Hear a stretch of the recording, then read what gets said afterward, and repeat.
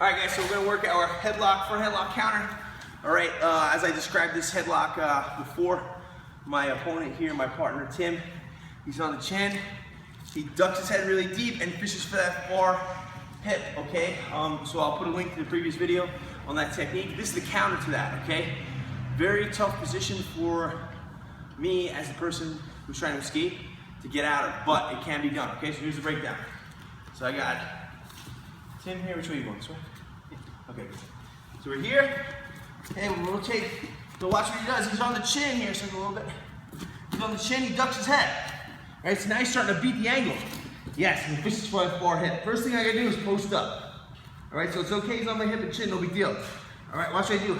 Outside hand grabs his elbow, and as he goes for finish go, I sit through.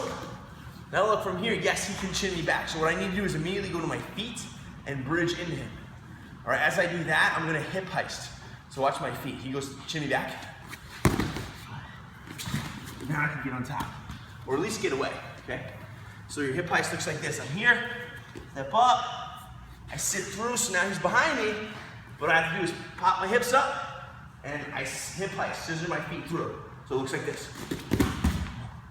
Okay, so I'm just squaring back down, okay? So one more time.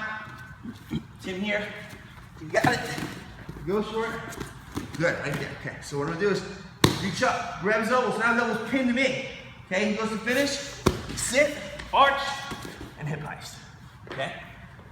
If you do it slow, you'll get pulled to your back. Okay? What I'm doing is sitting through, controlling his elbow. That'll slow him down. Hips up and hip heist. Okay?